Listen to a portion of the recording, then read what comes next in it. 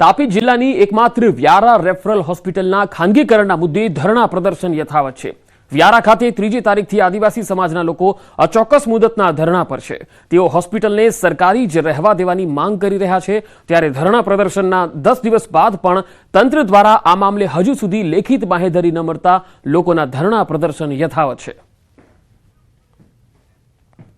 સરકારી હોસ્પિટલને બચાવવા માટે છેલ્લા 1.5 વર્ષથી આંદોલન ચાલી રહ્યું છે અને 1.5 વર્ષના આંદોલન દરમિયાન પણ સરકાર દ્વારા કોઈ પણ પગલાં ભરવામાં નથી આવ્યા, જેને કારણે ફરી એકવાર ધરણા આંદોલન કરવાની જે તાપી જિલ્લાના લોકો છે એમને ફરજ પડી છે। સરકારશ્રીને રજૂઆત કરેલી હતી, અમને મૌખિક બાહેંધરી આપવામાં આવી હતી, પણ સરકાર એ મૌખિક બાહેંધરીને લેખિત આપવામાં નિષ્ફળ ગઈ છે। તો અમે 3જી તારીખથી ધરણા પર બેઠા છે, જે ધરણાનો 11મો દિવસ છે। એકમાત્ર વ્યારામાં સરકારી હોસ્પિટલ છે અને એમાં સુવિધા જ્યારે લેવાની હોય, સારવાર લેવાની હોય ત્યારે ફ્રીમાં મળે છે, એટલે આ હોસ્પિટલનું મહત્ત્વ ખૂબ જ વધી જાય છે। એટલે તાપી જિલ્લાના તમામ લોકોને અને સમગ્ર આદિવાસી વિસ્તારના તમામ લોકોને અમે કહેવા માગીએ છીએ કે જે સરકારી હોસ્પિટલ છે એ સરકારી જ રહે,